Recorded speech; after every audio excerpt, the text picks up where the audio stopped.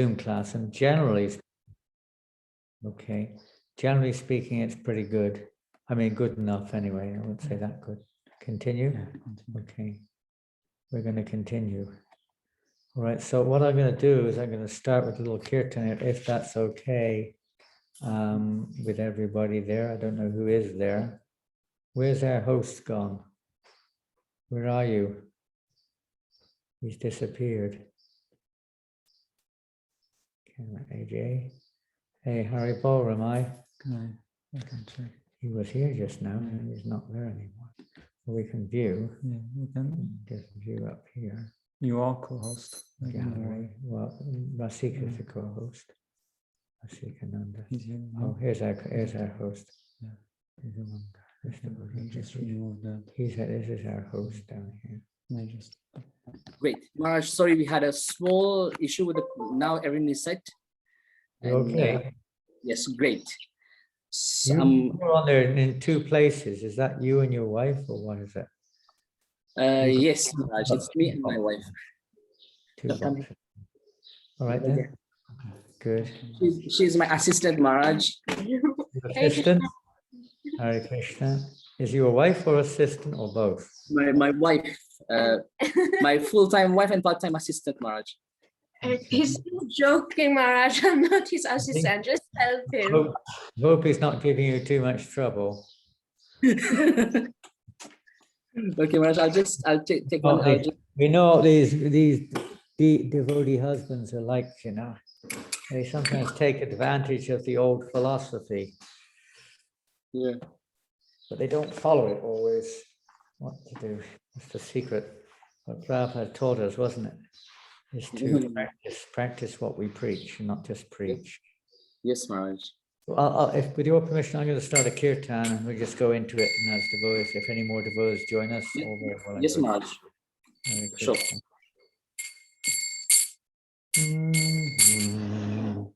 Excuse the background. As I say, I'm in the office, and this is the only place you can get any half decent internet. Right. Namo Vishnu Padaya Krishna Prastaya Bhutale Srimate Bhakti Vedanta Swami Niti Namine Namo Vishnu Padaya Krishna Prastaya Bhutale Srimate Bhakti Vedanta Swami Namine Namaste Saraswati Devi Gauravani Pracharine Nirvasesha Sunyavadi Pastyachari Satavadine Namaste Saraswati Devi Gauravani Pracharine Nirvasesha Sunyavadi Pastyachari Satavadine Jai Shri Krishna Chaitanya Prabhu Nityananda Yadvaita Gadadhar Srivasadi Gaurabhakta Vrinda Shri Krishna Chaitanya Prabhu Nityananda Yadvaita Gadadhar Srivasadi Gaurabhakta Vrinda Hare Krishna Krishna Krishna Hare Hare Hare Rama Rama Rama Hare Hare. Bolo. Hare Krishna, Hare Krishna.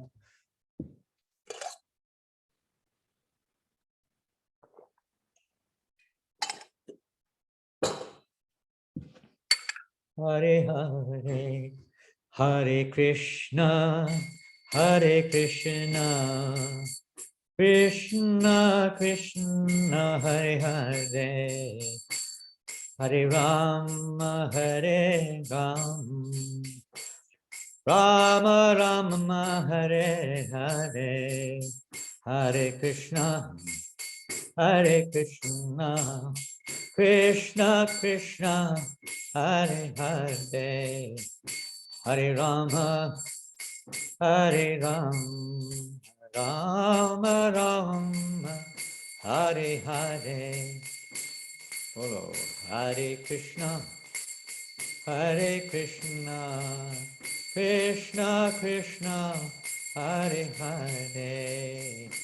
Hare Rama, Hare Rama, Rama Rama, Hare Hare. Hare Krishna, Hare Krishna, Krishna Krishna, Hare Hare. Hare Rama, Hare Rama, Rama Rama, Hare Hare.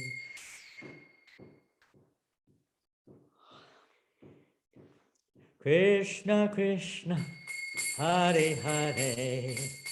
Hare Rama, Hare Rama, Rama Rama, Hare Hare. Hare Krishna, Hare Krishna, Krishna Krishna, Hare Hare. Hare Rama, Hare Rama, Rama Rama, Hare Hare. Hare Krishna, Hare Krishna, Krishna Krishna, Hare Hare. Hare Rama, Hare Rama, Rama Rama, Hare Hare. Hare Krishna, Hare Krishna, Krishna Krishna, Hare Hare. Hare Rama, Hare Rama, Rama Rama, Hare Hare. Hare Krishna, Krishna Krishna, Hare Hare. Hare Rama, Rama Rama, Hare Hare.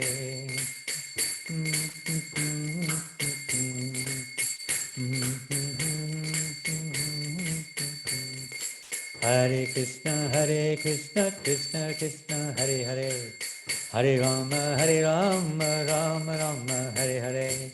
Hare Krishna, Krishna Krishna, Hare Hare. Hare Rama, Rama Rama, Hare Hare. Hare Krishna, Krishna Krishna, Hare Hare. Hare Rama, Rama Rama, Hare Hare.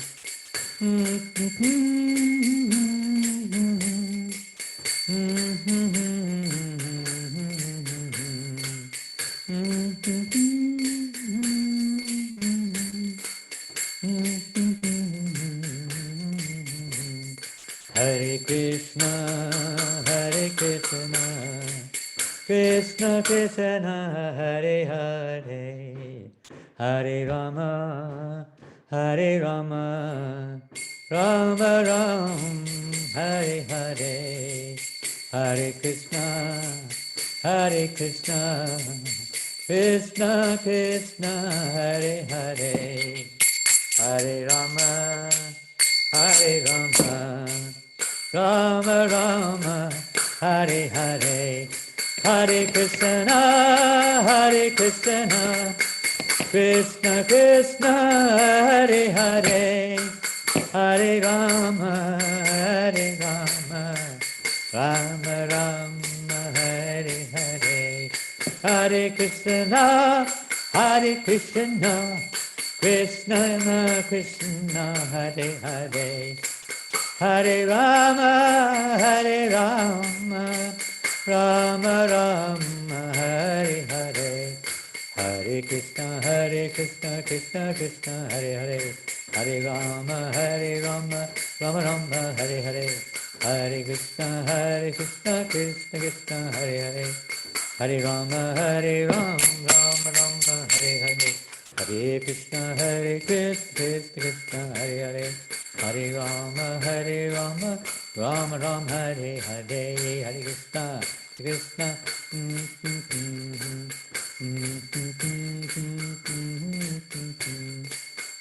Krishna Hare Krishna Krishna Krishna Hare Hare Hare Rama Rama Rama Hare Hare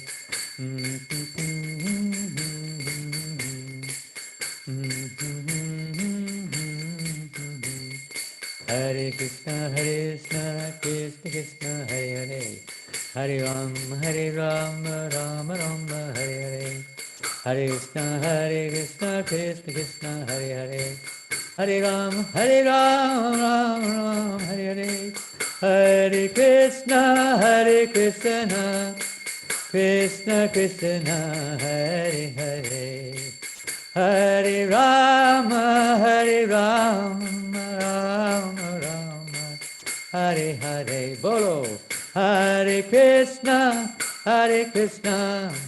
Krishna Krishna Hare Hare Hare Rama Rama Rama Hare Hare Hare Krishna Hare Krishna Krishna Krishna Hare Hare Hare Rama Rama Rama Hare Hare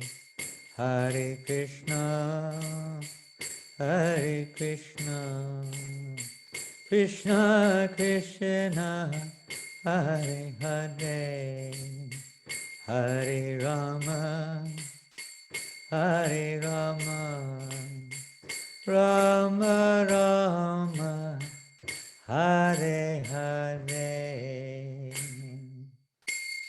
Srila Prabhupada ki jai Shri Shri Gauritai ki jai Shri Shri Krishna Balaram ki jai Shri Shri Radha Govinda Madhava ki jai Gaur Premanandi Hari Bo Hare Krishna Hare Namo Krishna. Vishwamidaya Krishna Prastaya Bhaktivedanta Swami Srinami Namaste Sri Bhagavani Vishwami Srinivadi Prastacharya Ishtam. Okay, who's the host? Rasika, who's hosting us? Rasika, you're hosting? Yes, Maharaj, Hare Krishna. Hare Krishna, Okay. Maharaj, thank you so much for being so kind to bless us with your association tonight. Tonight is a very special night because tonight we are having for the first time in our association His Holiness Jananda Goswami Maharaj Ki. So to introduce Maharaj, I would request Ramai Das Prabhu to please unmute and introduce Maharaj. Ramai Prabhu, you can unmute. You know how to unmute, Ramai Prabhu? Hare Krishna, Press that Maharaj. little red button. Hare Krishna, Maharaj. Hare Krishna. Haribol, Ramai. Hare Krishna, all the devotees in Mauritius and Rashika Prabhu, Ajay Chaitanya Prabhu. Thank you for inviting Maharaj to give on this auspicious occasion to give a talk on Srila Prabhupada's 125th. So just quickly, I just like to, it's a great privilege and honor for me just today to give me the privilege and occasion to present Maharaj. So His Holiness Jananda Goswami Maharaj, he joined ISKCON in London and he was initiated by Srila Prabhupada in 1972. Maharaj has served in various countries around the world, but in the last few years, he has readily dedicated himself to supporting the France Yatra. For most of the lockdown, Maharaj has been serving at ISKCON New Mayapur, France, engaged in variety of practical services in providing much support to the devotees in trying to maintain the project. As you must know, Srila Prabhupada stayed in New Mayapur 3 times, and he personally installed the Sri Krishna Balaram deities over there in France, in New Mayapur, outside Europe is the first. So that's a very, very special temple. And this temple was an old French castle, and it only remained, it's remaining ISKCON property in Europe where Srila Prabhupada stayed. And Maharaj is serving that, he took to his heart to serve those devotees over there. His Holiness Jananda Maharaj is an exceptional practitioner and exponent of Kirtan, Harinam, and book distribution in the line of Lord Chaitanya Mahaprabhu. Maharaj's quick wit, humility, and loving personal nature is very uplifting and inspires us all to take shelter of the lotus feet of Srila Prabhupada and Lord Krishna. And also Maharaj is an initiating guru. He's got disciples all over the world, particularly in Malaysia, in Australia, in New Zealand, you name it, in Philippines, in the East European countries, in Slovenia, Slovakia, Czechoslovakia, Holland, France, and not to forget in the UK, and even I think in Mauritius, some of devotees who are living in Australia, and myself, and yes, so this is a video of Maharaj. And Maharaj also, he's a special soul because as he's preaching, he's practicing, he's one of the person, if you meet him personally, you will be attracted forever and you won't want to leave him alone. Because wherever he goes in Sankirtan, it is like the piper, everybody follows him. Okay. So this is Maharaj. And God devotees also in India, everywhere. And so That I confirm. Today and not taking too much of the time. So let's hear Maharaj himself. Hare Krishna. Okay, you said everything. Any questions? Goswami Maharaj ki jai. Glory to Srila Prabhupada. Krishna. Now we'll give the real person now. That's the that's to do. Hare Krishna. Thank you, Ramai Prabhu. Hare Krishna. Whatever we have, we obviously we know this by the mercy of Srila Prabhupada. Anything useful we have is by the mercy of Srila Prabhupada. So today you say it's a very auspicious day. I'm not quite sure what else you're referring to, but here in France, because of course France and Mauritius have a little relationship with each other. You also, many of you speak French. So there's a relationship there. I mean, France did have its foothold in Mauritius at one point of time. And many Mauritius people live here in France. We have some online right now in Paris from Mauritius, I think. We have quite a few devotees from the States, America online, because this is a good time for them. Some disciples from America. For Australia, New Zealand, it's not a good time. It's the middle of their night. But there's one or two there. Anyway, thank you all for being with us this, whatever it is, morning, evening, afternoon, whatever it is, with us today. And today we've been asked to speak on a chapter from the Prabhupada Lilamrita. There are many, and of course, those who are in Mauritius, all of you will have this, already got this book, I'm sure, of Giriraj Maharaj. I will build you a temple. Beautiful story of the Juhu story. And it's interesting because tonight's subject matter, majority, you could say, is focused around Prabhupada's first visit to Bombay, as it was called then, with his disciples. We all know that Prabhupada, probably we do anyway, basically speaking, his preaching in the West springboarded from Bombay when he received that ticket from Samadhi Maharaji, etc., in Bombay, and he took his train from Bombay to Calcutta to catch the boat. And Bombay he considered to be, the most important city in India, basically speaking, at least for Krishna conscious preaching. So tonight we're going to be hearing a little bit about Srila Prabhupada's India preaching mission. He left India in 65, went back again in 67, but that was well, no, I can't say a brief visit, but it was a visit partially due to his health and not so much for establishing Krishna consciousness, a little bit, but not too much. Mainly because of his health, he took that return to India, then returned quickly to America. But in 1970, Prabhupada again returned to India. Now, so what's auspicious about today? Well, that's auspicious. It's auspicious you're all here with us tonight, at least for me, it's auspicious. It's also auspicious because here today in New Mayapur, once in a century event took place. It only takes place once in a century. Last time it took place here was in 1905, so it's 116 years ago, that the world famous Tour de France bicycle race just past New Mayapur today. Within about 2 kilometers of here, all the, whatever they are, cyclists were racing past on their bicycles. So we had about 30 devotees in different spots chanting Hare Krishna as they passed by. Or at the end, when they finished the day's racing, many thousands and thousands of people are gathered to hear the holy name. And this is the most auspicious thing, you could say, is that somehow or another, people get the chance to hear the holy name.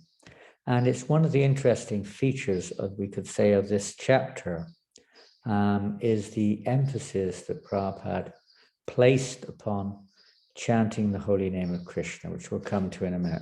The chapter is titled, and if you have your book, I don't know if you have anything on screen, but if you have your book, dancing is called India, Dancing White Elephants, and it starts off on August the 29th, 1970. So we're going back quite a few years, almost 51 years ago. Prabhupada arrived again in India, in Calcutta this time, having been in Tokyo. Tokyo, at that time, Prabhupada was very much, he wanted to establish, in fact, he almost went to Tokyo on his first preaching venture outside of India. Didn't happen, but he went back to Tokyo again to establish a preaching center in Tokyo, helped to establish the center there, but primarily to arrange for his printing of his books with the famous printing company Dainippon. And there he negotiated very expertly to get Krishna book and Back to Godhead magazines, Isha Upanishad, and different literatures. And in fact, a Back to Godhead magazine in Hindi also, printed there by Dainippon, very good prices, with very little down payment.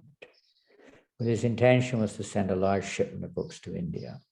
Prabhupada had already conceived of a plan how to establish Krishna consciousness back in India. Now, I'm just going to read something to you. If you can bear with me a second as I locate it. Yeah. I remember a long time ago when I was in, I don't know where, in Malaysia, I guess. We were preaching there for a long time, and not Mauritius, Malaysia. And Prabhupada Vishnu Prabhu, some of you know him, he was a sannyasi at the time, was also there. He was like our GBC, regional secretary, like that. And we joined more or less together in England. He's a little bit before me. And we were traveling together quite a lot of time on Sankirtan and different things. And then he went to India in 75, and he ended up opening in 77. He went to Nepal to establish a temple in Nepal. Bangladesh, he was also going. Pioneer. He was also a pioneer preacher. And Prabhupada told me that Prabhupada told him, although it seems to be a common understanding amongst many devotees, that he told me that Srila Prabhupada told him, although Prabhupada's guru, Srila Bhaktisiddhanta Maharaj's mission was predominantly to preach in the West, which Prabhupada did. He did everything he could to fulfill that, a desire of his Guru Maharaj. But Prabhupada said, my mission is to preach in India. He had a special, we see that Prabhupada was very keen to try to establish solid ground in India and to get solid Indian preachers to spread Krishna consciousness, because it's the order of Lord Chaitanya. This is not that this is the only way by any means, but this is a necessary way for spreading Krishna consciousness around the world. And there's much more could be said about that, but we don't have time. I'll just read one or two more quotes on it. This is the battle for Bombay. Prabhupada said the same thing. My Guru Maharaj ordered me to preach Krishna consciousness in the West, and I have done that. Now I want to preach in India. And I don't know who it's also in the Lilamrita or somewhere, the battle for Bombay, maybe Guru Maharaj quote. And now Jayapataka Swami. Sometimes Prabhupada would confide in us how his Guru Maharaj had ordered him to preach in the West. He said, my Guru didn't specifically order me to preach in India. So whenever I preached in the West, I was very successful. His idea was to build temples, Prabhupada's idea, in Mayapur and Vrindavan for his Western devotees to come and visit the holy places. But then he said, how could he stand by and see India going to hell? Going to hell means it was on the track of following materialism, consumerism, material so-called civilization. So his idea was to build temples, but then he saw India was going to hell, seeing how Indians were giving away their culture by following the West, becoming degraded in various ways of losing Krishna consciousness, in various ways of losing. And this was very disturbing to Srila Prabhupada. Very disturbing. I mean, you go to the West, you expect people to be, materialistic, but India, supposed to be the land, Bharatvarsh, the holy land. Persons born in Bharata Bhumite Hola Manushya Janmajar are supposed to make their life successful by preaching Krishna consciousness, not by imitating the West. So Prabhupada said it was my personal mission to preach in India. Brahmananda Prabhu said that Prabhupada told him, and this is very interesting. Brahmananda quote, Prabhupada passed away a few years ago, of course, but one of his quotes said that the deity, Lord Dwarkadish in Los Angeles, had told him, and that the deity personally spoke to him and ordered him. The deity said, you have to go back to India and you have to organize the preaching there. So this would have been on Prabhupada's mind, no doubt, because Dwarkadish in Los Angeles, let's see, well, probably, I don't quote me on that, maybe not, but they were maybe in the first Radha Krishna deities installed by Prabhupada in America. Don't quote me on that, maybe they weren't. But they were certainly one of the first, if not the first. And to Prabhupada considered Los Angeles like his world headquarters at that time particularly. So those deities were very special. And Brahmananda said that Prabhupada said they ordered him to go back to India and preach. So in 1970, on August the 29th, Prabhupada returned to Calcutta. And you may know that when he returned to Calcutta, there was a very grand reception. Prabhupada only had a couple of devotees at that time in Calcutta, maybe in the whole of India, maybe a few more, I don't know. But he certainly had two in Calcutta, Chutananda Jayapataka. That time were both brahmacharis from America, Canada, America. And they came to the airport, and they'd already been in India for quite some time, quite familiar with the scene. And they'd arranged with the Gaudiya Math devotees, etc., to have a nice kirtan reception party. Everything at the airport. It was a grand event, and many Indian dignitaries came and they met. Those were very relaxed days. The late 60s, 70s was still very relaxed, and the airports were pretty easygoing. There was no fear of terrorism practically. And in many cases, you could go onto the runway itself. So the devotees were right there on the runway, and Prabhupada arrived there, and a great reception, you could say. Of course, when he left Calcutta in 1965 on board the Jaladuta, practically no one in the world was aware or even cared practically about what he was doing, or even if they did, they didn't really think anything would come of it. No one would have expected a few years later he's returning to Calcutta, and along with in this case, only a handful of Western disciples, but he had hundreds and hundreds of Western disciples in America and Europe at that time, a few elsewhere, different countries in Australia, maybe a few here and there. But nobody would have expected in their wildest dreams that this elderly sannyasi, who was practically unheard of as far as the world was concerned, even the world of Vaishnavism, was going to be going to America and creating a revolution, a true revolution. The word revolution is a very interesting word. The word revolution means returning to one's original state. So this really is, and Prabhupada was the only revolution on the planet. Everyone else is, an illusion. There's no revolution going on at all. It's a revolution going around in circles, you could say. Revolving is a revolving illusion, revolution, not a revolution. We're going around to nowhere. But Prabhupada was a real revolutionary. He was about to hatch another super plan in India. And this chapter is called The Dancing White Elephants. An interesting title for the chapter. And I was curious to know why Srila Prabhupada used this term. If you know the term white elephant in English, it's not a very complimentary term, to say the least. It means something, you put a lot of effort into something, but it turns out to have no value or very little value or less returns. In other words, it's a bit of a flop. It's a white elephant. It wasn't what you expected it to be. And that's the general kind of, more or less anyway, understanding of the meaning white elephant. So when you say dancing white elephants, you mean dancing, failures, basically speaking. Well, we could look at it in different ways, many ways of looking at that.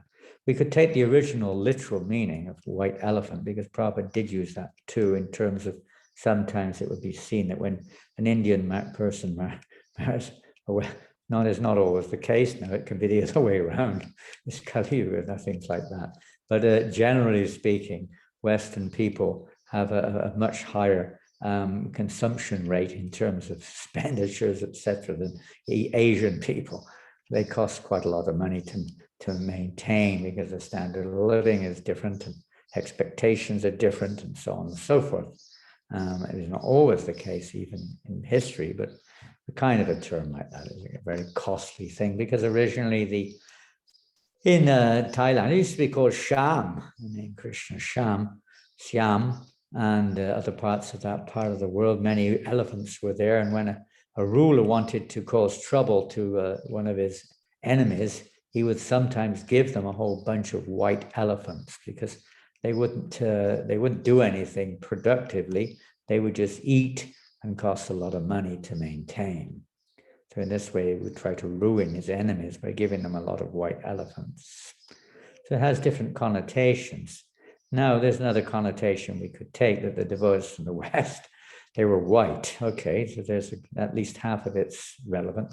Elephants, in as much as maybe a little dumb to the philosophy of Krishna consciousness, a little bit, I'd say, unsophisticated or uncultured when it comes to traditional cultures, the Vedic standard or even human standard is concerned. Rather rough around the edges and a bit abrupt, a bit coarse, etc. So we could see it from that point of view, white elephants. Prabhupada would laugh, but he coined this statement in this chapter, which we hear a little bit about, on a few occasions, not just on the first occasion in Calcutta, but in Bombay also, when the devotees would dance and chant.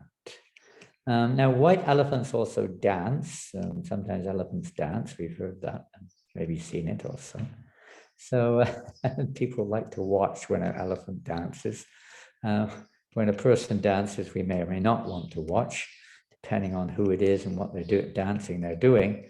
But when an elephant starts dancing, pretty much everyone will gather around and watch. Even when a dog dances, anything unexpected. So to see white people dancing at that time in 1970, and chanting Hare Krishna was quite a spectacle. Even now, it can create quite a spectacle in many places when devotees, depends where you are, but when they dance and chant, when white people dance and chant in Africa or even in remote parts of India, not so much in the major cities now, they're used to it, but in villages, and some people are stunned and astonished and come by the thousands just to watch it, just that they may go to a circus and watch a white elephant dance. So whatever reason it is, somehow or another, Prabhupada coined this statement, dancing white elephants. Because another point of this I was thinking is that the devotees, basically speaking, were all lost. And all of us were lost, even if you're not a Western or Indian, anything, even more so sometimes. They're lost, not knowing where they're going, a failure. All good expectations, born in maybe an affluent family in the West, somewhere, or in India, and then became basically wasting life away. In this case, of course, most of Prabhupada's disciples were hippies. So in that sense, materially speaking, they were like white elephants. Their parents invested tons of money in their education, and they went to university, etc., expecting to become lawyers, doctors, engineers, whatever. And they ended up crazy monks of the Hare Krishna movement, doing no good for nobody, wasting their time, wasting money. So it's a little like the mundane point of view, they're white elephants in that sense.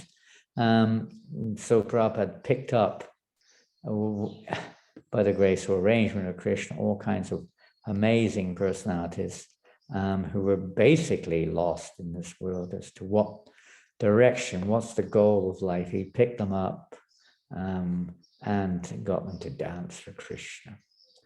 Whereas previously, so many times Prabhupada said they were dull, morose, spaced out, etc.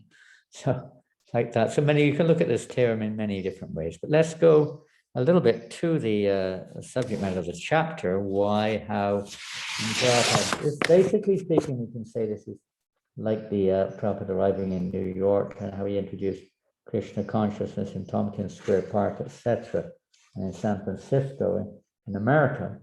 Very beginning stages. So Prabhupada really had to start again from scratch because preaching in India, living in India, existing in India is a little different than it is in New York or London or San Francisco or wherever they were from, those who were with Prabhupada at that time. Prabhupada came from Tokyo with a few devotees. He'd just given sannyas to two of his devotees, Devananda and Kartikeya, had just taken sannyas.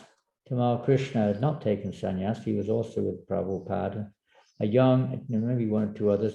And there was a young Japanese boy named Bruce. He just basically, he was actually born in Canada, but he was Japanese family descent. So he joined them in Tokyo, and Prabhupada invited this boy to join him on his journey to India. Quite something. These were special days. Nowadays, people are very hesitant to take such risks usually, or make such rash or quick decisions. But during these times, quick decisions were made, and many things happened in a few days in Krishna conscious movement. It was rapidly evolving, like a baby growing quickly. Babies change quickly. When you get old, you don't change so quickly. Things were changing very quickly. So Bruce agreed to come. Of course, some of you know him. Later on, he was initiated and became Banu Prabhu, now Banu Swami. So Prabhupada picked him up in Tokyo, brought him with him to Calcutta. So small band of devotees arrived there in Calcutta airport, were greeted by these, as we already mentioned. And they went to, they stayed in Calcutta for it, stayed in one prominent Indian man's house there in Calcutta. And I'm going to read from a little bit here. I've had an interview at the airport. And if you have your Lilamrita, I don't know, different books there, I can't tell you where, but it's like at the beginning of the second page or the end of the first page, depends which edition you've got, of the Lilamrita on this chapter. And there Prabhupada said, they had a kirtan when he arrived, then Prabhupada spoke a little bit, and he said, I'm coming back to this city I'm coming back to the city after 3 years, Prabhupada said. There you go. Hare Krishna. I've been around the world and have found that happiness and peace cannot be established in this world by materialistic advancement. I've seen Japan, which is highly advanced in machines and technology, yet there is no real happiness there. But the people of India, even if they do not understand the significance of Sankirtan, they enjoy listening to it. My advice to the Indians is that if you advance only in science and technology, without paying attention to Harinam, then you will remain forever backward. There is tremendous strength in Harinam. Well, that's one different definition of backward. Most people would think in terms of, not living in a nice new house, not having a car, now it would be not having a mobile computer and some other, gadgets. But real, let's say, backwardness is to forget our real business, who we are, how to understand who we are. We've forgotten the most important thing of all.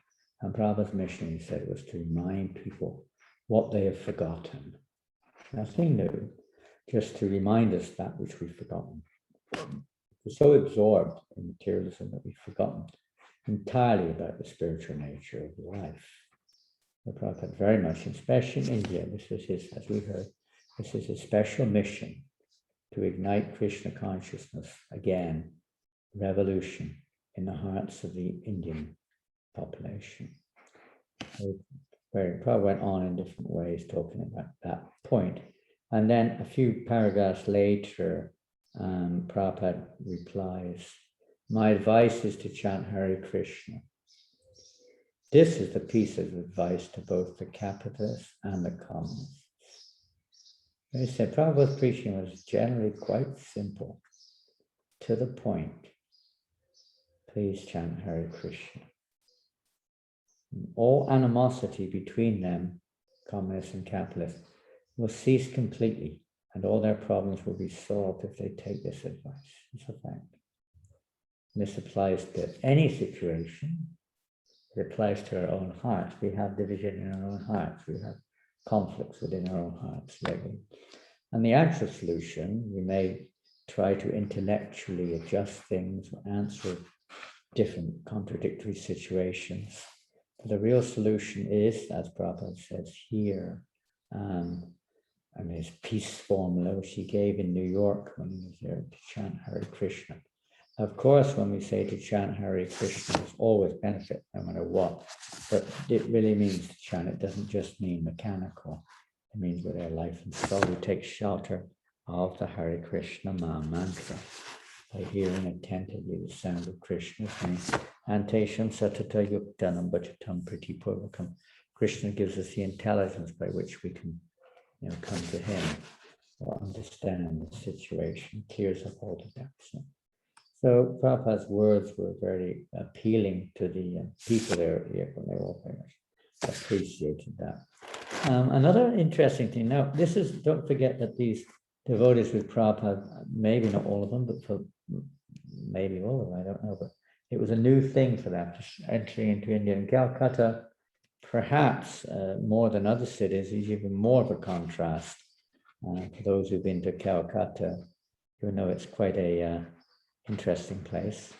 And it was no less interesting, probably even more interesting, way back there in 1970, in August, when Prabhupada arrived. It's very hot, more or less it's the monsoon season, so it'd be very, very, very humid.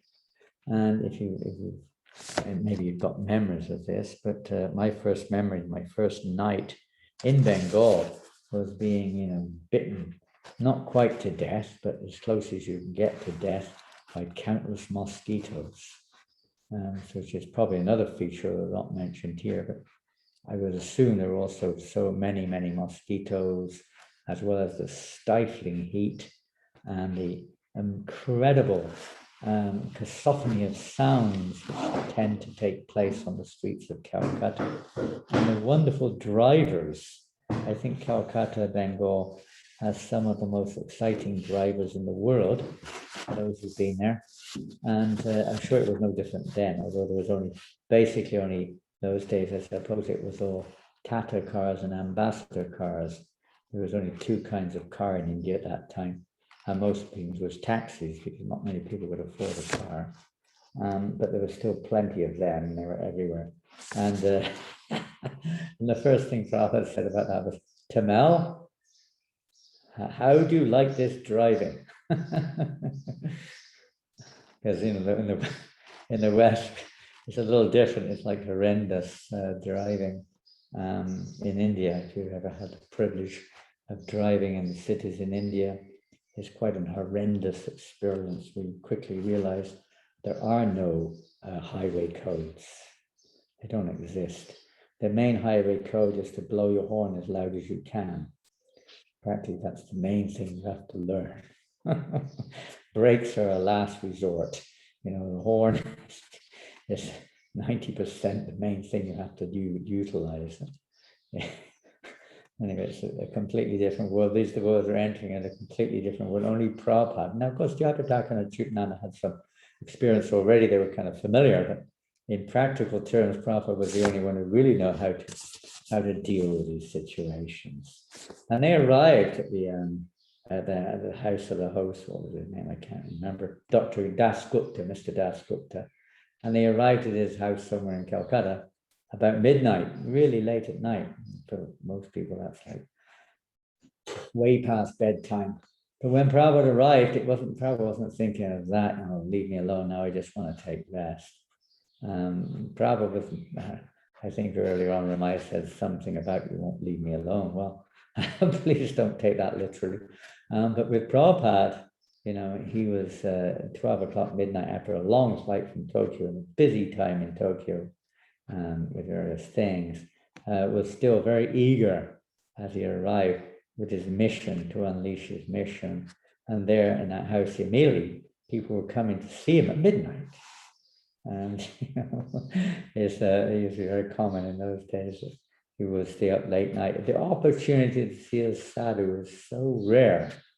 People at that time particularly, although they may have been young ones that particularly being drawn by materialism, many elderly persons, particularly elderly persons, were so cultured and they had so much respect for sadhus, maybe not very intelligently understanding what is a sadhu, but so much respect that so many of them came to see Prabhupada, and Prabhupada's servant, whoever it was, Kartikeya or Devananda, they said, no, it's too late.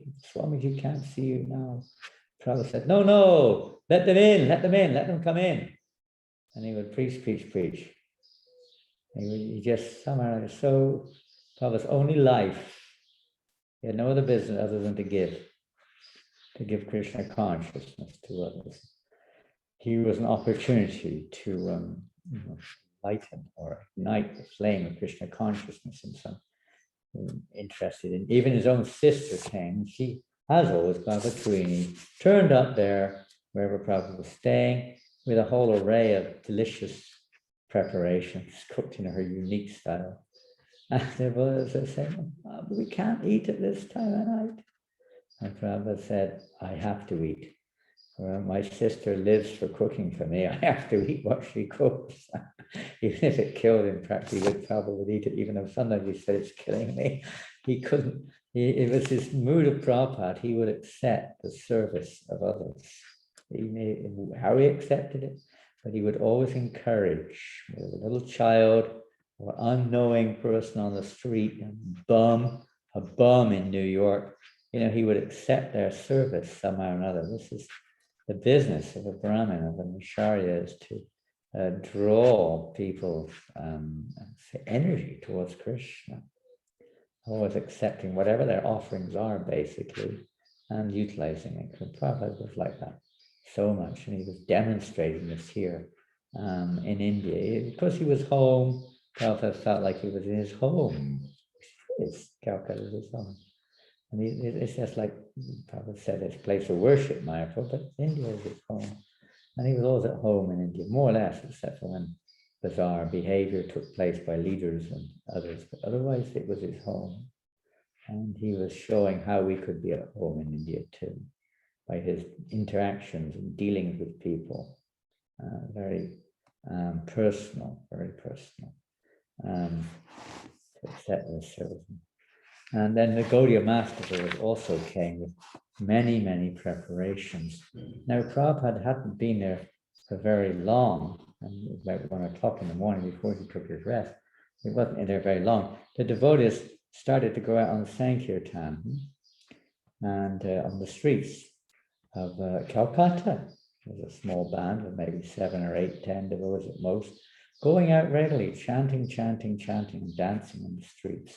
And they're having great success in one sense. Many people would gather around. They're becoming kind of the talk of the town almost. White people dancing and chanting, dressed like Hindus. What is this? What's going on? With all the Hindus who are trying to adopt Western habits, Western dress. You know, it's like ironic. I remember one time I was outside the Gundicha Mandir in Puri, when white people are not allowed in. I was sat outside, just, maybe we were chanting, I can't remember the group.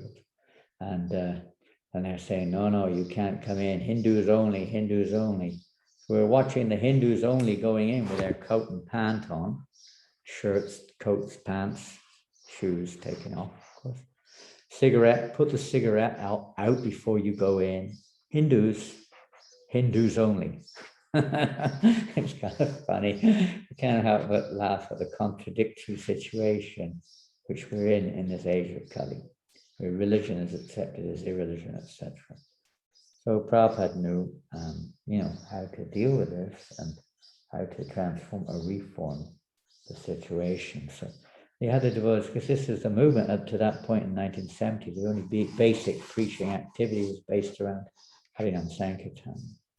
Whatever little donations came in, let it be. But basically the only activity, at least for those living in the temple, was Harinam Sankirtan. They would go onto the streets all over, everywhere, wherever they were, and just chant and dance on the street and distribute a few magazines. There's no books practically at that time. And in Calcutta, they had absolutely no literature whatsoever. So they were just going out and dancing and chanting in the streets. So Prabhupada had another plan, and this was evident from his time in Tokyo as well. It can be seen. He hasn't quite hatched the plot yet. And Prabhupada, he knew how his disciples, like we said earlier, dancing white elephants, everyone would come to watch. He knew when his dancing white elephants went out on the streets, everyone would be come around by the thousands. It's like, what's going on here? It's like something never seen before, never even dreamed of. White people from America and Europe coming here and doing what we're supposed to be doing, chanting and dancing and singing the holy names of Krishna, the Hindu gods. What's going on? We were taken aback. So it was quite a startling experience, you could say. So Prabhupada knew the great appeal his disciples would have. Everyone would want to see them. He therefore affectionately called them his dancing white elephants. Very powerful. He loved it. He just liked, very familiar, especially in India. Prabhupada was in these days extremely familiar with his disciples. They were just like living with your kids in the same house, very intimate, very familiar. And the devotees could interact with Prabhupada in such an intimate way. It was something, it must have been, something you could never experience. And it's just those devotees were very special devotees, and very special interactions with Prabhupada. And let's see what else. We'll go on a little bit. So after a few days like this, Prabhupada said, stop it. He stopped the Harinam on the streets. He said, no, people will eventually, at first it was a tremendous, you could say, introduction. Then Prabhupada said, they will see us just like many kirtan groups are there, just like beggars. And more important is that we have to establish ourselves solidly here in India. People will take us seriously. So then he introduced this program, which again, is not called the same name much now, but called the Life Membership Program. And perhaps you have it in Mauritius, I do not know. But it was very big in the early 70s in ISKCON. I would introduce this program where, affluent, or anybody would come to that, but especially in those days, it had to be someone who was a little bit affluent because you had to pay money. So the grand sum of 1,100 rupees entitled you to become a life member of ISKCON and entitled you to get all the publications that ever came out in ISKCON and or back to God at every month. So, and you could stay free of charge in any ISKCON temple for 3 days. Quite a good deal, to say the least. Of course, the rupee was worth a lot more in those days, maybe a few $100 in those days. I don't know exactly, but probably a couple of $100 or something in those days. Still, it wasn't very much really, but Prabhupada's idea of this life membership program wasn't just to make money. It was meant really to establish our movement on a solid foundation amongst people who were influential. Because those who became life members were mostly like lawyers, doctors, businessmen, like that, you know, different kind of dignitaries or persons of some significance, influential people in society. And how he's going to do that? By preaching to them, not just getting money off of them. The problem with the life membership program, it became more of a money-making machine than a devotee-making program. Prabhupada wanted these people to become, you know, members of our movement, not just on paper, but in reality. They will be, you know, our supporters to establish our movement in India and beyond on firm ground. So he had this intention of these books were meant to come and all the members were meant to get a set of Krishna books, Bhagavad Gita, this, that, the other. And this way he also saw this as a great opportunity to increase the book distribution, because the people in general at that time could not afford books. And that would come later. That was another wave. But first wave to try to get some solid support, because these people were interested, especially in Calcutta. Many cultured people that are there and certainly were there at that time. So Prabhupada had that in mind very strongly. Let's see, we'll move on a little bit here. And there in Calcutta, Prabhupada began to teach devotees how to live. Now, every country has a different, you know, expectation. I'm sure in Mauritius is not quite the same as India, although some things are more in common than, say, France, where we are here. We have beautiful deities here, Krishna Balaram, Radha and Krishna, Gaura-Nitai, installed by Prabhupada, as Ramai Prabhu said, these Krishna Balaram were. And a nice property here, some of you have been. And Prabhupada himself established these various temples around the world. And I'll just read a little bit something to you. But these standards in different places were not always exactly the same. Hey, time flies, doesn't it? What to do? I don't know where to begin now. We have hardly begun. Okay, I won't read this one. I'll read a bit of it. It is not necessary, Prabhupada said, this is from Chaitanya Charitamrita, you won't be able to get it in a short time. It is not necessary that the rules and regulations followed in India be exactly the same as those in Europe, America, and other Western countries. Simply imitating without effect is called niyama agraha. Not following as instead is also called niyama agraha. Following just for the sake of it, without any effect, is niyama agraha, and not following at all is niyama agraha. The word niyama means regulated principle, and he probably goes on to describe that. So this is a very important point in the actual preaching of Prabhupada's movement. It wasn't like the same thing. The devotees came, they just continued to, all they knew was what they knew.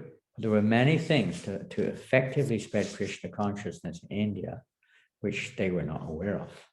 Prabhupada was fully aware, and he was just seeing when the time is right to hatch it. So now the time came to hatch the life membership program, to capture many influential Indian people who could establish Krishna consciousness on firm. Otherwise, although they were fascinated by the devotees, most of the kind of, I'd say, leaders of society would have looked at it as just a fad, just a temporary fad, nothing that will last. Bunch of hippies, you know, probably drug takers. They were depicted sometimes as drug-taking hippies, you know, who are just kind of, you know, out for a good time, lazy people, useless people, sudras, all kinds of different terms were placed to them, and not really appreciating actual what the Prabhupada has actually done, how he transformed these white elephants into pure devotees of the Lord. So Prabhupada says, to broadcast the cult of Krishna consciousness, one has to learn the possibility of renunciation in terms of country, time, and candidate. A candidate for Krishna consciousness in the Western countries should be taught about renunciation and material existence, but one would teach candidates from a country like India in a different way. The teacher has to consider time, candidate, and country. He must avoid the principle of niyamagraha. He should not try to perform the impossible. What is possible in one country may not be possible in another. The acharya's duty is to accept the essence of devotional service. There may be a little change here and there as far as yukta vairagya, proper renunciation, is concerned. Dry renunciation is forbidden by Sri Chaitanya Mahaprabhu, and we have also learned this from our spiritual master. The essence of devotional service must be taken into consideration and not the outward paraphernalia. The essence. What achieves the goal? Prabhupada's goal to spread the mission of Lord Chaitanya in India. So no one really had a clue how to do that. They only knew what they knew from a different situation. But Prabhupada is demonstrating this yukta vairagya, this principle, most important principle of Rupa Goswami. What is real renunciation? Yes, the essence of devotional service must be taken, not the outward paraphernalia. Sometimes we get totally captivated by the outward paraphernalia and fight with each other over the outward paraphernalia. You know, and devotees become depressed, they can't up to the standard, they cannot come, etc., etc. But the acharya sees how to encourage people to, I'd say, work towards the essence according to the time, place, and circumstances. Sanatana Goswami wrote his Hari Bhakti Vilas, which was specifically meant for India. Let's get back down, we just lost it. Specifically meant for India. In those days, India was more or less following the principles of Smarta Vidhi. So Sanatana Goswami had to keep pace with this, and his Hari Bhakti Vilas was compiled with this in mind. According to Smarta Brahmins, a person not born in a Brahmin family could not be elevated to the position of Brahmin. But Sanatana Goswami says, Yata kanchanatam yati kancham masa vidanata tatadiksha vidanina dvijatvam jayate vinam. So Prabhupada quotes this verse. And he used this same argument when people criticize his disciples. Yes, you may be like, bell metal, you may be like dull, but by a proper initiation, anyone can be transformed into a Brahmin.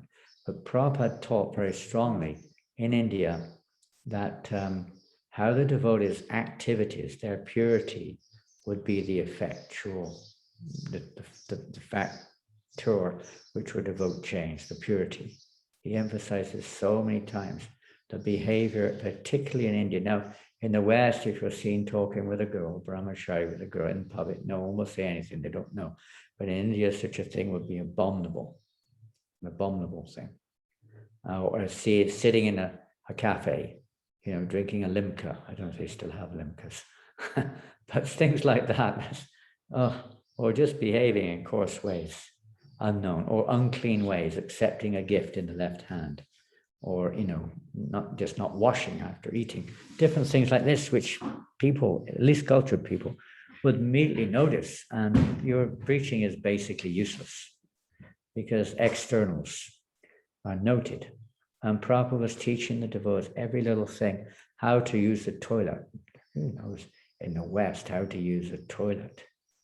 Little things, how to clean after passing stool, washing your hands properly, how to not to step over where you've been eating, all kinds of things he was teaching them, because little things, they may seem insignificant and hardly related to the essence, but the essence of being there, you don't go somewhere for the sake of it, you go there for a purpose.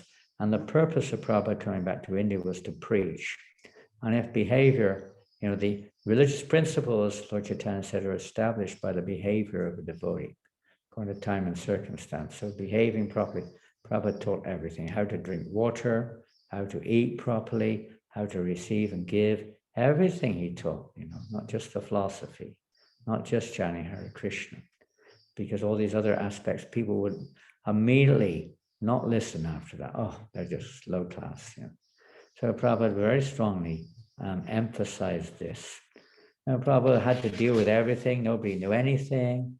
At the same time, he was completely thinking of, there were so many problems going on at that time. Devotees in America had been preaching Mayavad philosophy. They were saying Prabhupada is God. And Prabhupada it was like when he was in Tokyo, all this blew up. And it was a big, you could say, headache. This is the biggest, Mayavad philosophy is the biggest threat to the spreading of Krishna consciousness in terms of philosophy.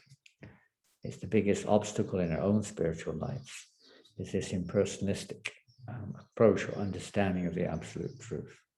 That everything is one, or God is, there are many gods, or there's no God, a guru is God. All these things are impersonalistic tendencies.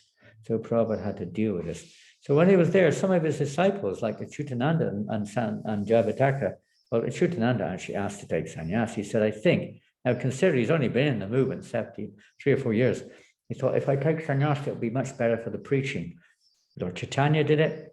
People will respect. So definitely in that sense, providing the devotee behaves in a way which is appropriate. Otherwise, they won't respect at all.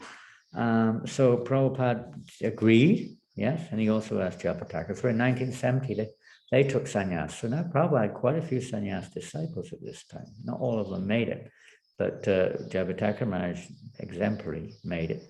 You could say more than made it.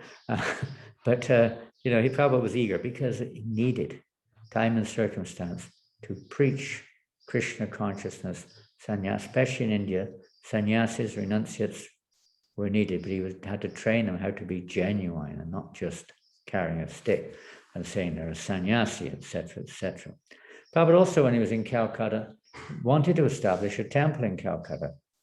In India, this was a big thing. Now, outside of India, initially Prabhupada opened up temples and preaching centers. Later on, and maybe 77, 76, 77, Prabhupada was emphasizing more farms. And he wasn't emphasizing temples much, not in the West. In India, he was emphasizing, because in India, time and circumstances, temples are very effective in many ways. And they can be effective anywhere, but particularly in India. But Prabhupada was emphasizing in the West more preaching centers, restaurants, farms. Practical, very practical ways of engaging people in devotional service, a living example of Krishna consciousness, not just a theoretical or a religious presentation, but a living process. Farming, varnashram was also emphasized, and restaurants, other things too. Different time and circumstance. Prabhupada was not stayed in his preaching techniques. He would change immediately if it was effectual. He wasn't stuck in a rut like some people are. The needful to spread Krishna consciousness. So this chapter is all about this. But the one thing that sticks out in this chapter above everything is no matter what other programs are going on, Prabhupada emphasizes chanting the holy names. Now, he went to Mayapur and he tried to see if he could get land in Mayapur at that time. Nothing came up. The weather was so monsoons and everything was flooded. He couldn't get to where he wanted to, so they didn't get anywhere. And he had an invitation to go to Bombay. He took it. He went to Bombay for some Sadhu Samaj or something there. And he spoke there a little bit also at that Sadhu Samaj. But mainly when he went to Bombay, Bombay was a materialistic city of India, rich city compared to the other cities. And he stayed with Saksarya in the Saksarya house with Mr. Saksarya, a very rich businessman, who gave his 7-story building practically to the devotees to utilize. Amazing place. And they stayed there for quite some time. And Prabhupada was preaching regularly, both there and in different programs, and particularly on Chowpatty Beach at this Samaj program, this meeting of many so-called sadhus, sadhu Samajas, yogis and swamis and all this and that, all kinds of different characters. And Prabhupada came there with his disciples. There were like 10,000 people there gathered in a pandal type area, open but like a pandal.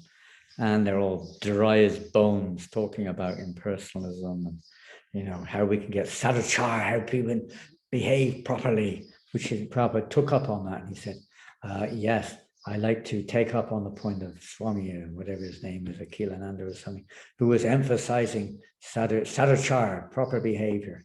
or proper behavior can be, and we would totally agree. And our process for that is kirtan. And he just had the devotees chant. And then Prabhupada started chanting, leading the kirtan. Everyone else is talking.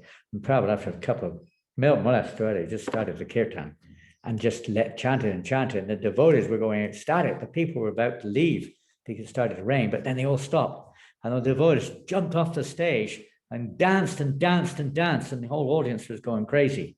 And people were dancing like anything. It took ages to settle everyone down after the kirtan. And Prabhupada just spoke for a few minutes after the others have spoken for ages. Let's see what Prabhupada said as we begin chanting. Prabhupada said, yes, listen to this. This is, I don't know, page 888 in my Lilamrita, but it's really wonderful. Just a couple of minutes he spoke. And he said, now we are saving wholesale Jagais and Madais.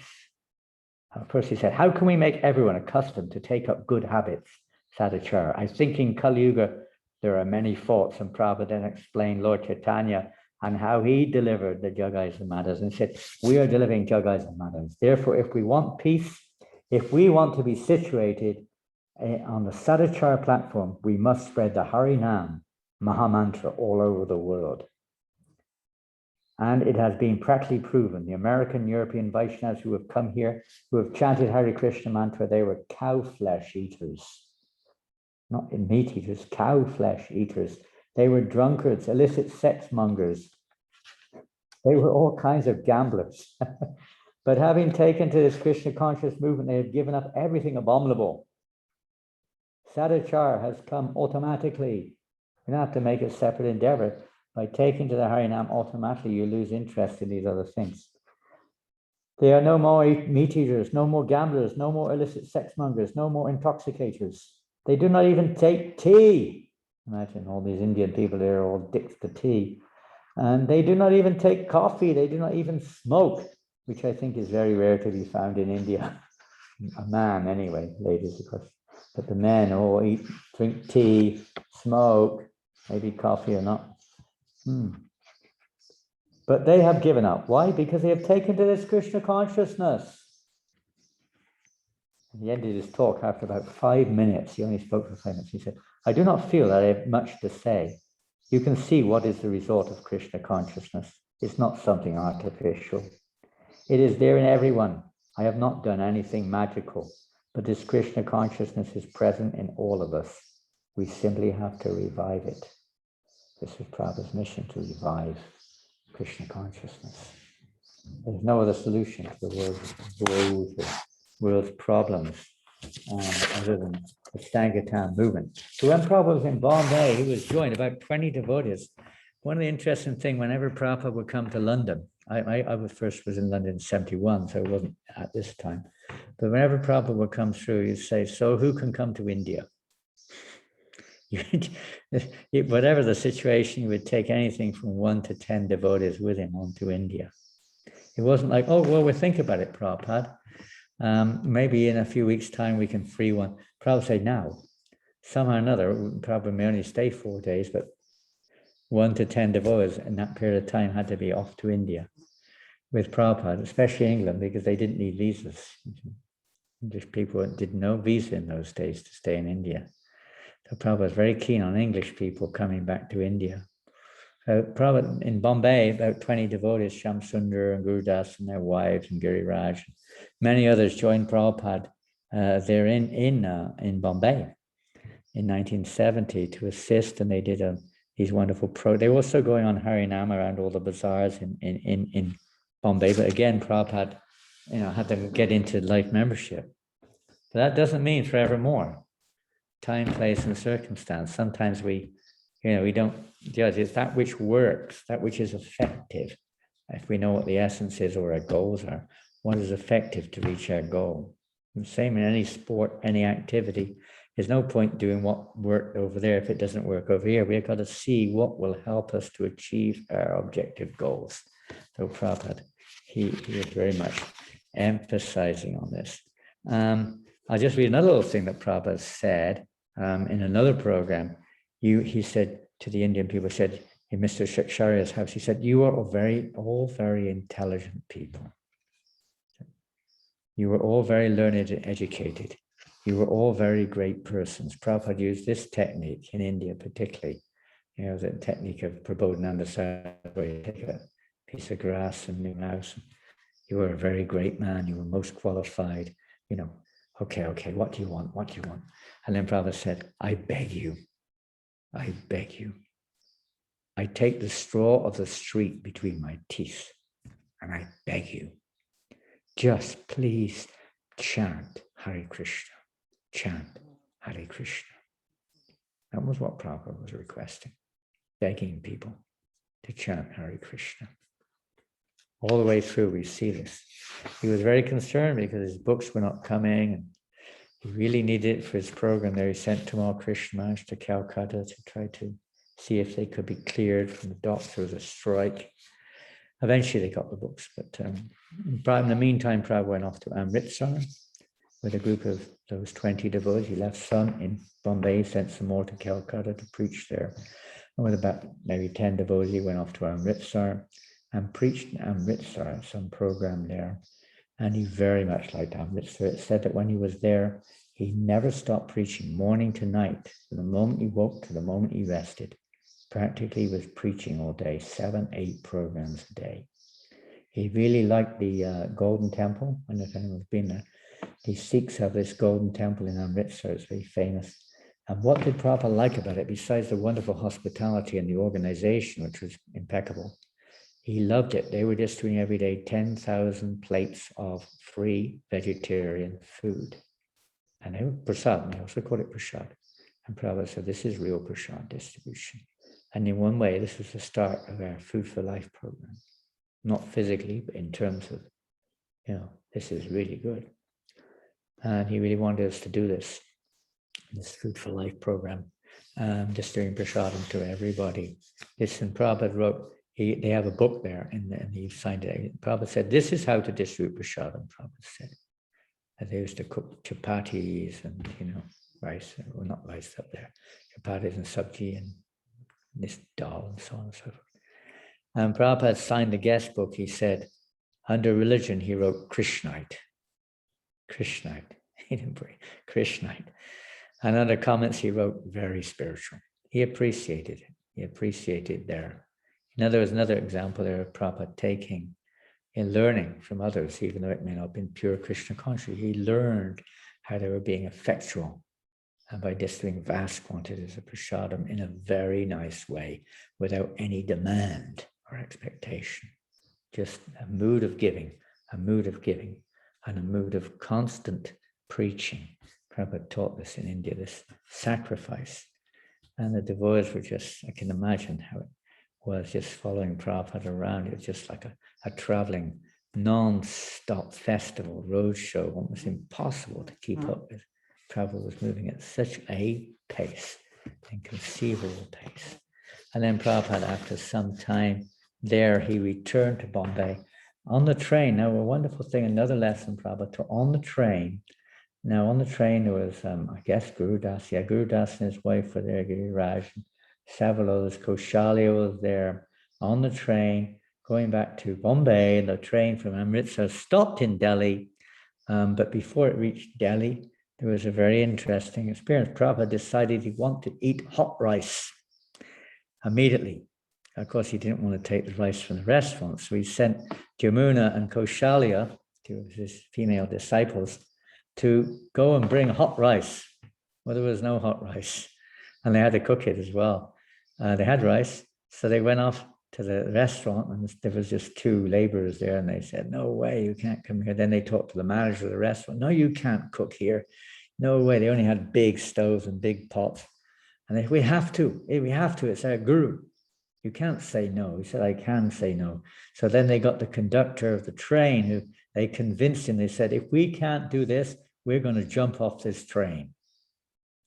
And the conductor was almost forced to allow them to cook, to very enthusiastic young American girls, insisting, you have to let us cook this for our Guru Maharaj, otherwise we're going to jump off the train. So he went there and told the conductor told the head of the kitchen. You have to let these girls cook. So they cook this big pot of hot rice, boiling hot rice with ghee and stuff. And they quickly brought it to Prabhupada, and Prabhupada was so pleased. An example here, Prabhupada said, "Oh, my goddesses of fortune have come. They have brought me my rice. Thank you very much. This is just what I wanted." He ate so much from that huge plate, and he took a little kachori and puri with it and a little pickle. He was very pleased. This is how we please the Spirit. Nothing is impossible when he gives an instruction like this. It is possible, the empowerment to fulfill it. Pure devotee, because Krishna fulfills the desire of his pure devotees, whether we're like Krishna fighting on the battle of Kurukshetra, impossible feat. But because Krishna was there, everything became possible. So they did the impossible here. And another incredible thing happened on that train. The train pulled into Delhi, and one man who had been writing to Prabhupada, someone heard that Prabhupada was on the train, and which train. He just jumped on the train and found out where Prabhupada was. He came into his apartment, and Prabhupada, greeted him. And he said, in Delhi, we should start a center here right now. Please, can you come and preach here in Delhi? And Prabhupada said, "I'm sorry, I can't come myself." And the man was so enthusiastic, Prabhupada said, "Okay, well, I will send my disciples." So right there and then, he sent 5 of his disciples off the train. It only stopped for about 15 minutes. And he sent them off the train, said, "You have to stay here now and establish the temple here in Delhi." Just ship them off the train.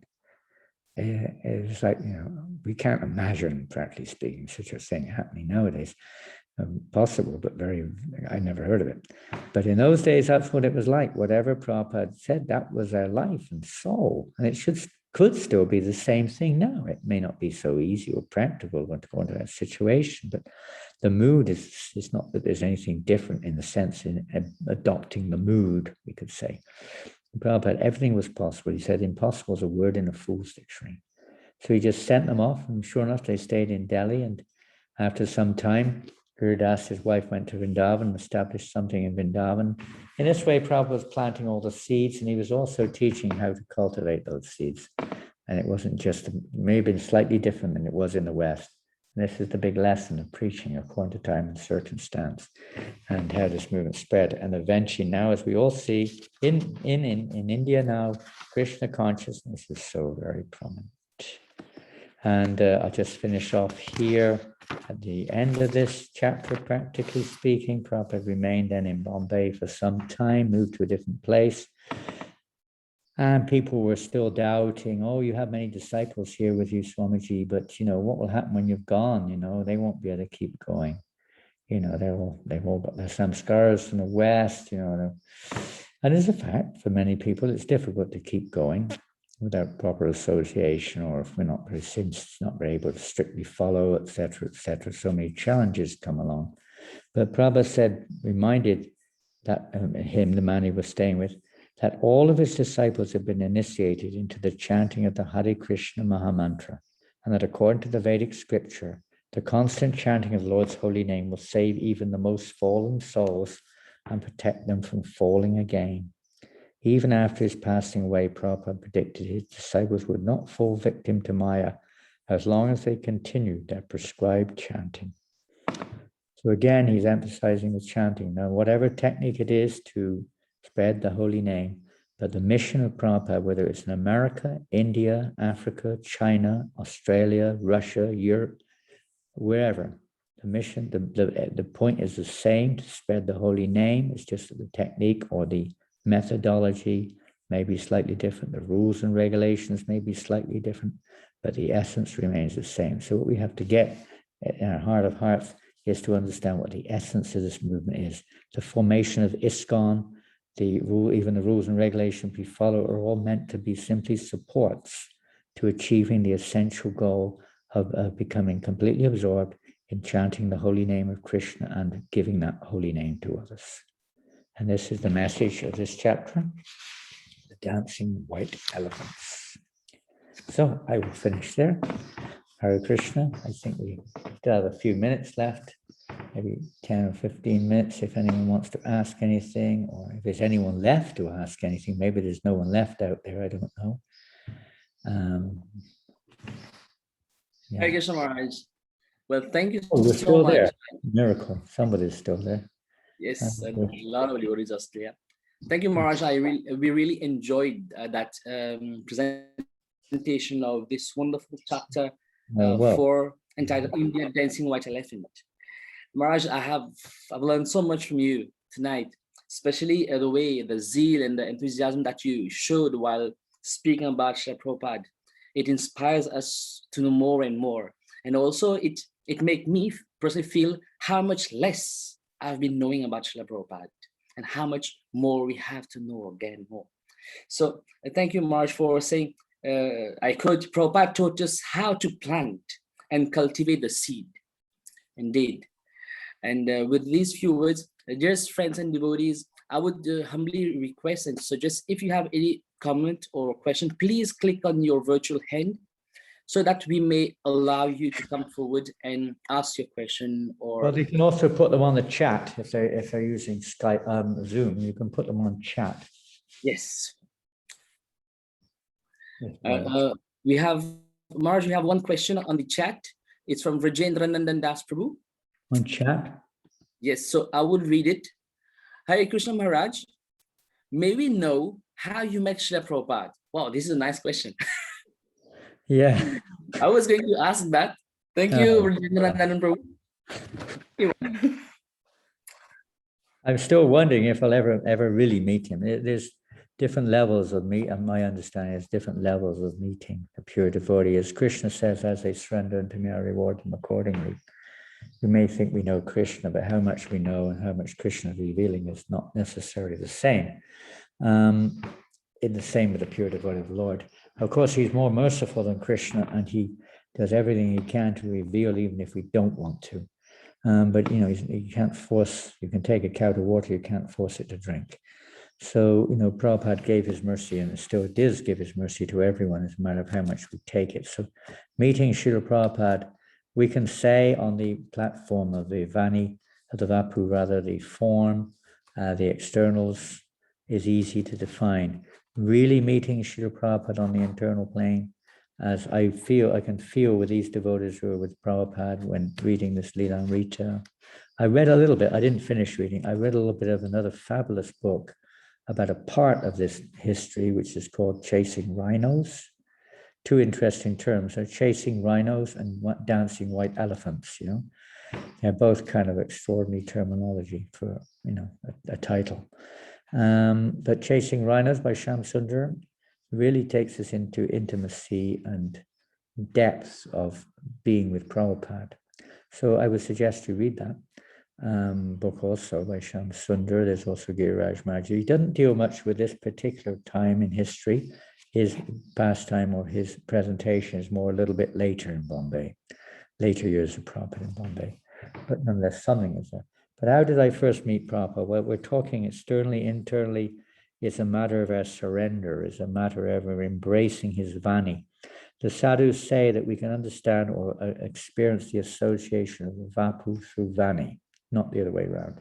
Through following the Vani, one can really associate or understand the Vapu, or the personal meeting or association with a pure devotee. Otherwise, it's mixed or externally mixed, or it's whatever. It's not necessarily pure. So when did I first meet Prabhupada? Well, it depends again how we define Prabhupada. If we mean in the terms of his physical presence, which is probably what you mean, not so much in terms of when I first came in contact with his books, because that's another year, almost a year before. But in 1972, having joined the temple at the beginning of 72 in London, we were in Bury Place. There was no manor, there was no Soho Street in those days, it was just Bury Place. And the temple was quite crowded. But in 1972, also in June, we received news that Srila Prabhupada was coming to London for the Rath Yatra. In July, the beginning of July. So, of course, I was, frankly speaking, for better or for worse, sincerely or insincerely, I was always more of one to serve the Vani rather than the Vapu. It's always been my nature. So I wasn't as kind of excited or overwhelmed, you could say, as some, in terms of expectation, because I felt that Prabhupada was already present in full in his Vani. But then, of course, the idea, the excitement or whatever of the whole temple was there, and anticipation, or because even on a dry person like myself, there was something there.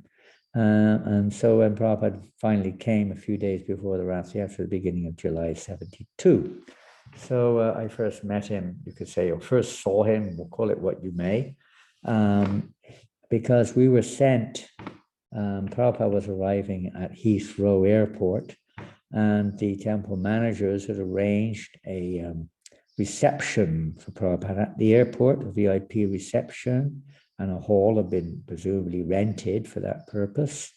And there were supposed to be many press people and newspapers and maybe television, I don't know, but different types of reporters were supposed to come to interview or hear from Prabhupada at this press conference or whatever, this reception hall. And Prabhupada was supposed to arrive, I'm not mistaken, around about 11:30, something like that, coming from somewhere, I don't know where it was, flying into London. So the temple managers asked for 5 of us, 5 to be exact, to go to the airport to prepare this reception room. So we drove to the airport in a Spiritual Sky truck. At that time, I'd been doing Spiritual Sky incense. And so probably I drove, most likely, because I may have been the only one in the whole temple with a license to drive. So I drove. There were others would drive, but they didn't have licenses usually. So I drove, or someone drove, and we went to the airport in this van, Spiritual Sky van, as we would call it, like a truck, a small truck. And we then, those days it was cheap to park, not like now. And we went to the place, the room, and we started cleaning it and to clean the room.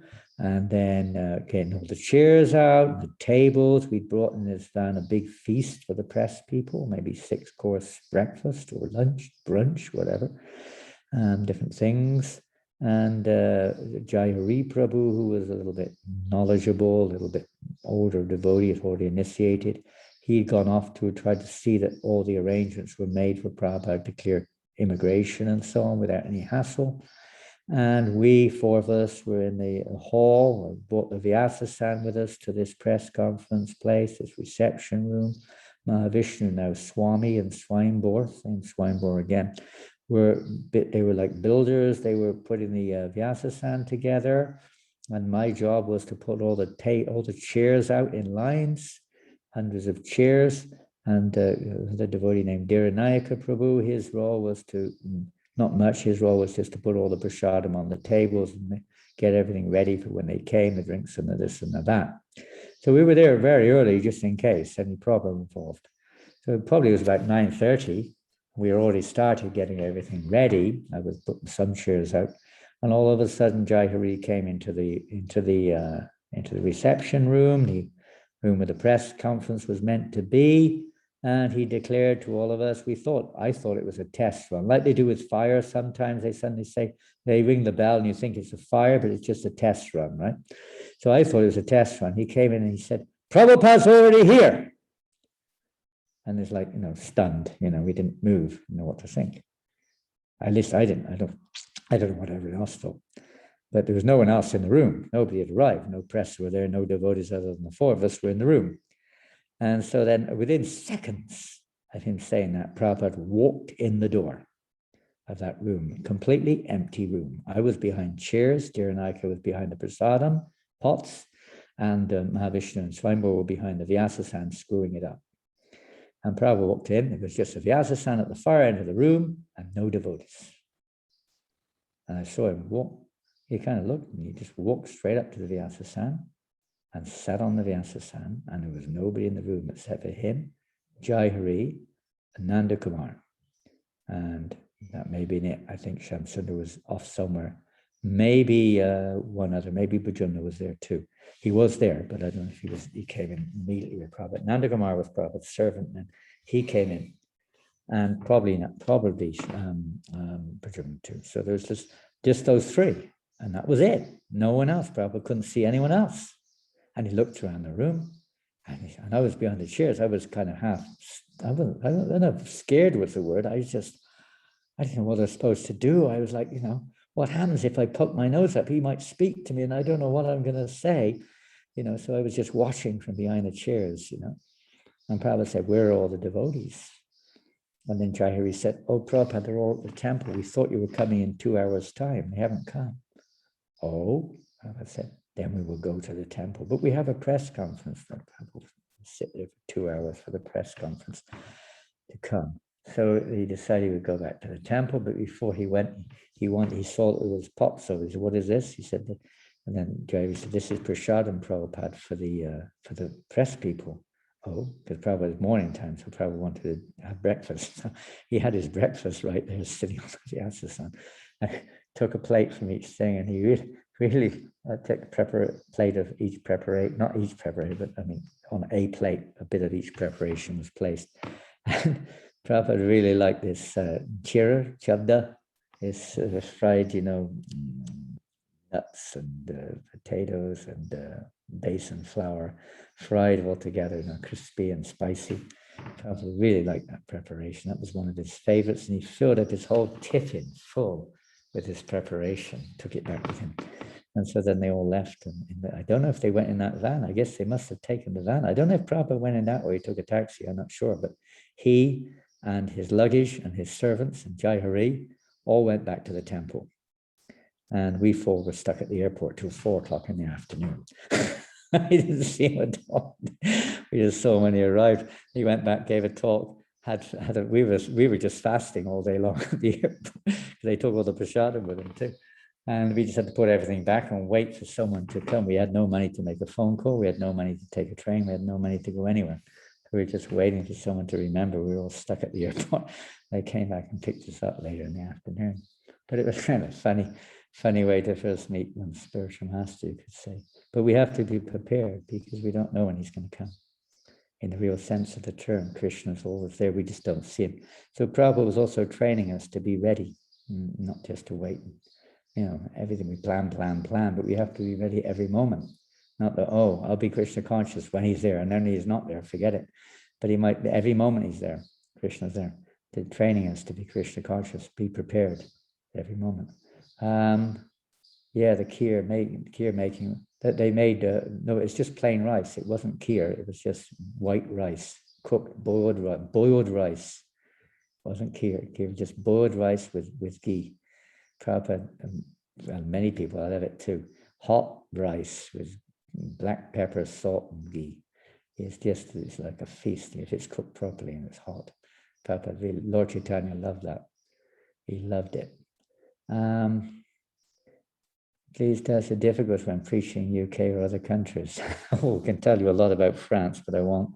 And the rest Please share with us, Maharaj. Please share with us. That time I'll be here. I won't be able to do any preaching. I'll be forevermore telling the last 10 years in France. It'll take me 10 years to tell you 10 years of I'll be dead by the time I finish.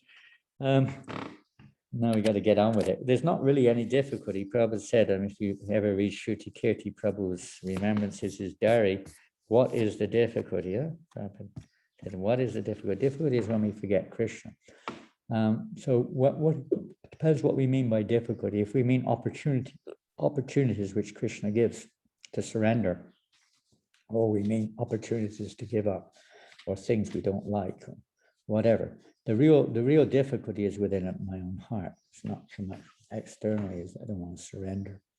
And I see things from my own perspective. So Krishna will naturally send situations or arrange situations to give us a chance to get freed from whatever inhibitions we have, whatever fears we have, whatever materialistic concepts we have. Krishna will arrange situations to either frustrate them or force us to surrender, or whatever it may be, to give them up or force us to surrender. No choice, ultimately no choice. So difficulties in preaching in the UK. Well, when I joined, I didn't see any difficulties. To me, it just seemed like it was the only thing that really had any meaning, and there was no difficulty.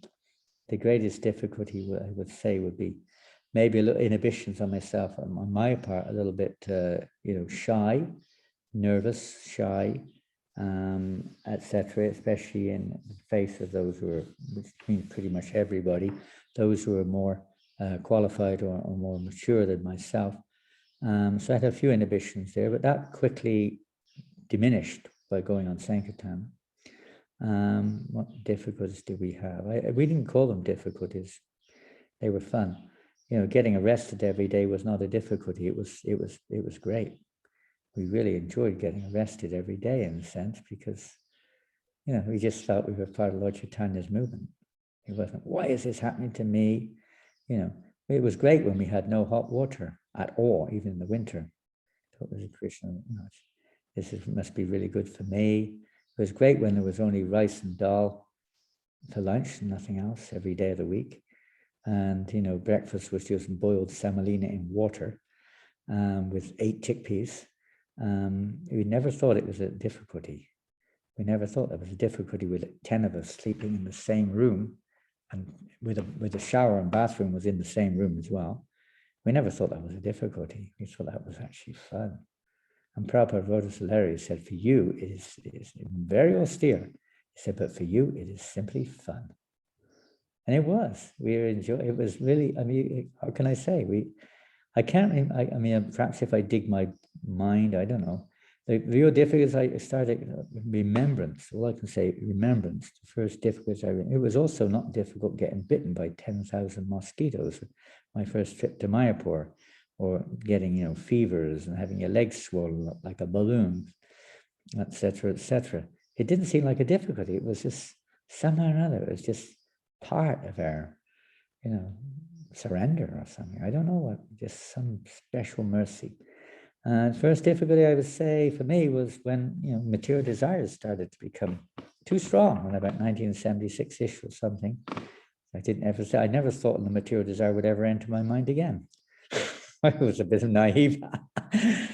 So that was difficult to deal with that because I didn't expect it.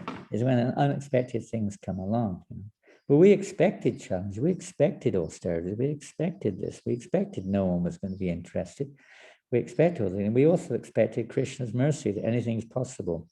So I can't remember any specific difficulties, to be honest, in preaching in the early days in UK. I mean, other than our inhibitions and our shortcomings. But externally, I can't remember anything. I mean, you could mention many. We had no money. We had no electricity sometimes. We had no hot water at all. We had no beds, nothing to sleep on. You had to sleep on the floor on a mat, or you had a sleeping bag if you were lucky. You know, but it didn't seem difficult. For most people, it was very austere. We had one toilet in the whole building, men and women. Yeah, it didn't seem difficult. You know, I don't know, going on the street, rain, snow, and wind, 8 hours a day on Harinam, didn't seem difficulty. It was great. It was like, what can I say? I don't know. It's just something remarkable, something we wanted, I guess. I mean, Krishna's special mercy, Prabhupada's special mercy. Preaching in France, I could go on all night. Preaching in every country has its different flavors, but in every situation, nothing happens by chance. And the most difficult thing of all is relationships between devotees.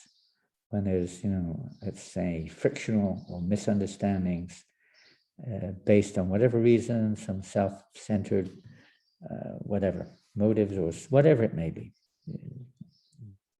inattention, whatever it may be. But relationships between devotees are probably the most painful or the most difficult thing to accommodate, probably. You know, whatever form they take, which is of a negative nature, that's probably the most painful thing of all. Being devoid of the association of devotees is another thing, of course, but didn't get that in the beginning. We were very bonding. We were very bonded because there was just a few devotees and the whole world was kind of, you know, basically not necessarily against us, but it was like we were on the path of revolution against what the whole world stood for, basically. So a strong bonding was there because we had a united goal. And when we don't have a united goal, then we get all kinds of problems. When we lose sight of the goal, then you see all the problems around. I'll tell you one thing, one of the things that sticks in my mind, one time, and it would have been about 75, I was down what we call the underground. Sometimes they call it the metro or whatever. You know, those trains that go under the ground. So in London, they call it the underground. In Paris, they call it the metro, subway in New York, whatever it's called. So I was down there one day, I don't know, going back to the temple or going out, I don't know, but I was down there anyway. And I saw one signboard on the other side of the train line. You know, they put these big placards up there with some advert on it. Usually they're advertising some, you know, film or some product. But this one was not really advertising anything. I don't even know who put it there, why they put it there, but it was very prolific and profound statement which stuck in my mind. And it was a picture of the ocean. And there was offshore, looking from the shore to the horizon. And the sun was rising on the horizon of the ocean. And it was rising in this picture, this photograph. It was obviously a specific photograph someone had taken of the sun rising. And it was rising right in the middle. It's called arch. You know, sometimes you have these rocks offshore. They're like jagged rocks.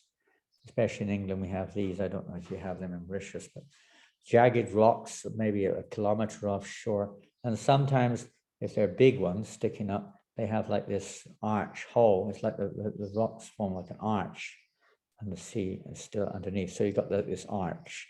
And they put the picture of the sun was rising. It was right in the middle of this arch on the horizon of the ocean, half like this, you know. And there was a slogan on this sign. It said, obstacles. Obstacles are things you see when you lose sight of the goal. And it really went deep into me. If you take your eyes off the sun, what do you see in that picture? You see jagged rocks. You get caught. Now, those rocks were the death knell for sailors in many cases, because when the tide goes out, you can't see them. Oh, tide comes in, I mean, you can't see them, and they get shipwrecked many times on these rocks. So it has many different meanings, but as soon as you take the eyes off of the sun, you see all these dangerous rocks, difficulties. Difficulties are things you see when you lose sight of the goal. So the secret is keeping one's consciousness on the goal. Pure chanting, the giving and not taking. You know, always we're thinking of expectations sometimes, but in the mood of service, not in the mood of being served, in the mood of giving, not in the mood of getting, in the mood, you know, in the mood of loving, not in the mood of being loved, etc., like this. This type of mentality and focusing, why are we doing it? Are we doing it because we want to feel good? Are we doing it to get free of karma? Are we doing it because I want to become a gopi? Are we doing it because people respect me for doing it? What is our motive? No, our motive should be, remember Srila Prabhupada, what he did, what he sacrificed, what he taught. Our goal should be to show a little indebtedness to Prabhupada.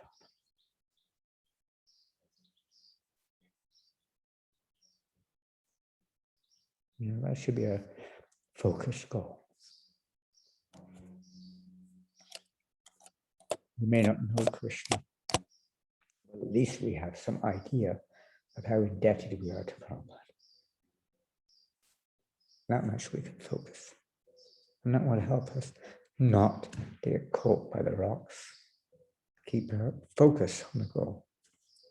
We can never repay that indebtedness, never. At least we can try to work towards. And that will bring unity. Unity. When there's one center point, there is unity. There is no difficulty at all. Even if you're beaten or whipped, even if everything is lost, even if everything burns down, nothing. It's not really a difficulty. And nothing happens without the will of the Lord. The whole purpose of all these things, temples, tilaks, dresses, rules and regulations, call it what you will. The whole point is to surrender to Krishna. That's all. To come to that point. And that no one is to blame. There's nothing to blame. We're going through what we need to go through to have the opportunity to surrender to Krishna. That's all. Nothing's right or wrong in one sense. Of course, we have to use common sense and do the needful. But in practical terms, we have to do that. But in absolute terms, it's a matter of whatever situation we're in. Even if we're a murderer, drug addict, whatever it is, if we surrender to Krishna, we're we're, achieving the life goal. So Prabhupada taught us that in feeling constant indebtedness to Prabhupada, no matter what situation we're in, whether we're a sannyasi or a grihasta or griyamedi or whatever we are, just take shelter of that, and what I can do to assist Prabhupada, to try to please Prabhupada in some way. What can I do?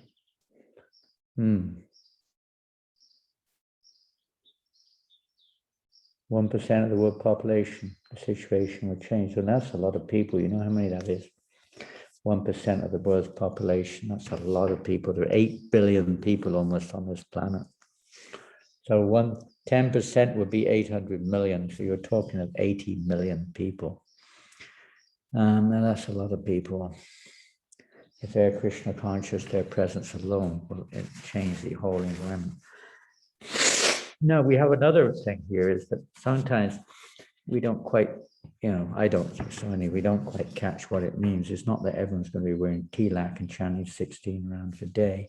Not exactly, nothing's impossible, but that's not necessarily what it means. That everybody is connected to Krishna, that every single person on this planet is on their path back to Godhead. It may not appear. It's like Prabhupada said in San Francisco in 1974 or something like that. At the Rath Yatra, he said, all you boys and girls, and there were 10,000 hippies there, who have seen Lord Jagannath on a Rath car today are going back to Godhead in your next lifetime. So, we can only see on the externals. On the internal platform, we don't know what's going on out there. When somebody sees the Harinam party going down the street, they have an impression on their hearts which never goes away. When the time of death comes, that picture of the Harinam party comes up on the screen of their consciousness, and all the rubbish is just wiped out.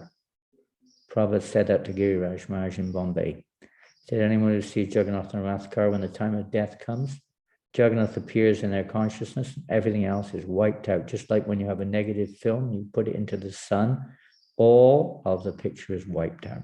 So he says like that. So somehow or other, people get an impression of Krishna consciousness. In itself, that means that the whole world is becoming Krishna conscious. They may not be practically manifesting it, maybe, but they're actually becoming Krishna conscious. Success is there already. Their lives are successful. So the devotee's business is not, it's not our business to analyze, is Krishna this and that, how is he doing it, whatever, that's up to him, between him and the jiva. But our business is to try to become the purer we are, the more that impression will be, let's say, awoken in the hearts of others or impressed upon others. So 18 million devotees, and Prabhupada is talking about here, really devotees, not just, distant devotees. That's also good. But if you had 18 million solid preachers, devotees in this movement, dedicated, pure, you can imagine the effect. One pure devotee, Srila Prabhupada, we can't imitate, but one pure devotee has had such a profound effect on the change of the world. Imagine 80 million. You can't imagine it. You cannot imagine it. But even if that's not the case in terms of numbers of pure devotees, just 80 million devotees who are sympathetic or somewhat involved in Krishna consciousness goes a long way. Everywhere they go has some effect on everyone they meet. And it spreads everywhere, all over the world, to far distant corners. And Prabhupada's books are going in different forms to far distant corners of the world, practically everywhere in every language. So in this way, even if it's not complete in this lifetime, the seeds of devotional service are being planted and cultivated in everyone's heart on this planet, practically speaking, right now. It's amazing. How much more time is needed to achieve this from a practical viewpoint? Well, I'm not one of these, what do you call them? I don't know what you call them in the material world. They have these people who give estimates. It will take so long before, such and such a thing's going to happen. Prabhupada said it can happen in a moment like this. That's not our business to worry too much about that. That's up to Krishna. We just have to try to make sure it happens with us. It's easy to analyze everyone else, or not easy to do that, but we may analyze everyone else around us, but we got to look at ourselves. Am I Krishna conscious? Even if everyone else isn't, we look at ourselves, try to see at least this one I can't do anything about others. I can only try to encourage them, but I can't make anything happen with them. That's up to them. But at least we can sincerely try by prayer and endeavor to change our own consciousness. So maybe we'll become one of those 18 million instruments. That means not that they're individual gods, they're all instruments of the one Krishna. Acting as a guru, is only one guru, and he acts through those who are instrumental, those who are surrendered instruments in his hands to spread Krishna consciousness, to become one of them. And the more people become one of them, the more quicker it'll happen. But it's not going to happen by any amount of institutional adjustments, I can assure you that. And that won't do anything except for, keep the same things going on. Moving the problem from this shoulder to that problem doesn't solve doesn't solve the situation. So the real thing is when we become Krishna conscious, institutional things are already there to facilitate the progress of Krishna consciousness. Initiation, of course, is much deeper than that, but if we only take it as an institutional or external feature, then it's not that much use either. At least it can take a long time before anything fructifies in the form of fruits. So, it's like, how long does it take for a tree to give fruit? So that depends on the weather. It depends on how you look after the tree. Depends on the health of the tree. It depends on what other people do around it. It depends on which bugs come and eat all the blossoms. There are many factors which are involved. You can't absolutely say. You can only say, if you do this, it normally takes 5 years. So if we surrender, it normally takes a split second. But we know it's not taking a split. I guess if it ever happens, it will take a split second at that moment, but it's a gradual process of surrender usually. So let's see. But the seeds can be planted and have been planted in countless millions, if not billions of people's hearts already. It's going on already. Look at the positive side. Billions of people have seen and heard the Mahamantra. Billions. And about 600 million books have been distributed, and hundreds of millions of plates of prasadam, maybe billions, I don't know. So everyone who's taken prasadam is on their way back to Godhead. Everyone has seen a book, everyone has taken a book, everyone has seen the Harinam party. Everyone, on some point or another, at some level or another, are on their way back to Godhead, even animals. So what to speak of humans? No, don't be too kind of externally measuring these things and expecting it to be like, now 1%, now 80 million people wearing tilak, chanting 16 rounds, wearing saris and dhotis or whatever you're supposed to do when you're initiated, and following all the regulated principles. Maybe that's not the only thing that counts. Those are all supports. Is that somewhere or other in people's hearts, affection towards Krishna is being awoken. Hare Krishna. Yes, become very instrumental. I pray that you will be in distributing the Maha Mantra and prasadam to everyone, and Prabhupada's books. And one of the best ways to do that is ourselves to make sure that we only take prasadam, we don't eat anything except for prasadam, and do it as nicely as you can, and read Prabhupada's books as well as distribute them. That's how you can associate with Prabhupada. Prabhupada said, you can know me through my books. I put all my ecstasies into my books. He's present there in his books. This is how we can experience his association, by attentively hearing his words. Hare Krishna. Well, I guess our time has zoomed way past our schedule, and some of you have things to do, not like me, lazy people. We just sit around eating prasadam and talking about things. You have things to do, important things to do, I'm sure, some of you. Hare Krishna. Okay, well, we'll cut off there. Hare Krishna Maharaj. So thank you for these very inspiring words. Actually, indeed, I'm really touched, and I'm really enthused also the way Maharaj spoke. Like, we have to do the needful, and how to do the needful is by developing a strong bond with united goals. So thank you, Maharaj, for these precious instructions. And we thank you a lot for sparing some time and giving us your association here. And Well, you're also, always welcome to come to New Mayapur and get more. Jai. And also, Maharaj, we There's plenty of would service here if you like gardening, or if you like building, or if you like whatever, cooking, cleaning, deity worship, everything is there. You speak French, so you'll be well at home here.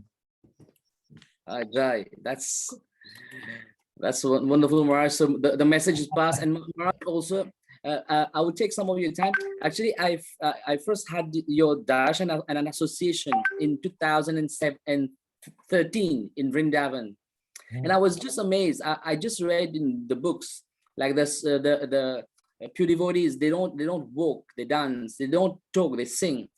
But then I saw you in Loy Bazaar. And I saw that Yeah, that's where I bizarre. usually spend my time in Vrindavan. I just sit around there drinking Yes. drinking juices and talking with the wallahs down there and And for me, shopping it and was- seeing what nice things to buy. And for me, it was bizarre to see you like dancing there. Bazaar in the bazaar. Yes. So I'm really honored, Maharaj, more than honored actually, to be in your association. And I would really love to have more of your association. And we are inviting you. Soon we'll be like in 30 seconds, we'll show you our new temple. But before that, my gratitude goes to His Grace Ramai Prabhu and Vrinda Mataji for being so kind to arrange this meeting. And also very heartfelt thanks to Rasikananda Oh, Prabhu. that's beautiful. Where is this? In Port Louis or where? No, it's in Phoenix Temple, Maharaj. This will be our new temple, Oh. the Temple of Unity, Sri Srila Golokanam Mandir. Temple of Ki Unity. Jai. Temple of Unity. Yes. That's nice. So this is the final project, Maharaj, and we'll show you where we are up to now. Next. That's not the temple. That's just an artist impression, is it? Yes, that's the final result, and we are right now. We've reached like 50% of the construction. We are working hard on that, Maharaj, to get it done within like 2 years. Thus, we are inviting Maharaj and inviting all the devotees to please come, because we speak French here. Hare Krishna. French, yeah. Words, Maharaj, I would introduce our next speaker. So this Saturday, we will receive now His Grace. I'm sorry, Sridhar Prabhu. Sridhar Prabhu, he's from Mauritius, but he's been for years in South Africa. And Sridhar Prabhu, he'll be speaking about now the white elephants are here. And then what we need grounds. So Sridhar Prabhu will bring the white elephants in chapter 5, entitled A Lot of Ground to be Covered. And we are inviting all of you to please join this humble offering to Srila Prabhupada 125th anniversary celebration. With these few words, I would request everyone to please unmute yourself and put on your camera so that we can everyone chant a very loud Hare Krishna Maha Mantra and Vaishnava obeisances to all the Vaishnava and Vaishnavis here. Hero! So Hare Krishna, Hare Hare Krishna, Krishna, Hare Hare Krishna, Krishna, Hare Krishna, Krishna, Hare Hare. Hare Rama, Hare, Hare Ram, Rama, Hare Ram, Rama, Ram, Hare Hare Rama, Hare. You've got their mask on Hare there. Krishna. Oh, such a lovely Busy family. with their mask on. You don't need your mask Mancha on, Kalpa Lavin. Tarunjasta Krishna. No, yeah. Vaishnava Namo Krishna, Hare Hare. Hare Rama, Nanda Koti Vaishnava Hare Hare Krishna, Rama. Krishna Krishna, Hare Hare, Hare Rama, Hare Hare Krishna, Hare Krishna, Krishna Krishna Krishna, Hare Hare, Hare Rama, Rama Rama, Hare Hare, Krishna Hare Krishna, Krishna Krishna, Hare Hare, Hare Rama, Hare Hare,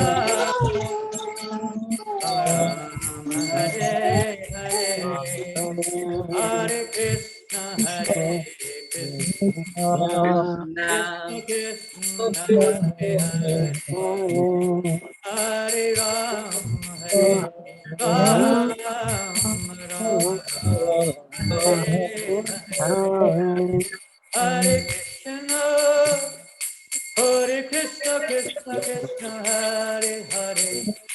Rama, Hare Rama, Rama Rama, Hare Hare, Hare Krishna, Hare Krishna, Krishna Krishna, Hare Hare, Hare Rama, Hare Rama, Rama Rama, Hare Hare, Hare Krishna, Hare Krishna, Krishna Krishna, Hare Hare, Hare Rama, Hare Rama, Rama Rama, Hare Hare, Hare Krishna, Hare Krishna, Vivo. Krishna Krishna Krishna, Krishna Hare Hare Hare Hare Rama, Rama Hare Rama, Hare Hare Hare, oh Hare Hare Krishna, Krishna Hare Krishna Oh Rama, Krishna Krishna Krishna, Krishna Hare Hare Hare Hare Rama, Hare Rama, Rama Rama, Hare Hare. Oh, Premanande, Srila Prabhupada. Hari Bo. All glories to Srila Prabhupada. All You glories too. to all the assembled devotees. If there's anyone still Jai. Maharaj ki chanting, jai. Thank get you so Prabhupada, much. I am begging you with the sore of my teeth. Please chant Hare Krishna, Prabhupada said. Please chant. This will change the world the more the chanting goes on. Yuga Dharma, Harinam, Sankirtanam. Hare. We'll say good night to everyone if that's okay. Can I leave? Yes, Maharaj. Sure. Thank you, Maharaj. Hare Krishna. Hare Krishna. Maharaj, Good night. Hare Krishna Maharaj. Hare Krishna Maharaj. The American devotees. Good afternoon or good evening to the European Krishna, devotees, Maharaj. the English devotees, and good whatever it is, just be good. Hare Krishna. Hare Krishna. Maharaj. Hare Krishna, dear devotees. I'll see you for next class with a new speaker. Hare Krishna. Jai Shri Prabhupada. We're having a Kirtan Mela next week in New Mayapur. Sachinanda Maharaj is coming, Kadamba Kana Maharaj is coming, and already Agni Dev Prabhu is here. Wow. So we're having a Kirtan Mela here at New Mayapur. You're welcome to come 9, 10, and 11 of July. Wow. Bring a tent. Hare Hare Krishna. Krishna. Hare Krishna, Maharaj. Thank you.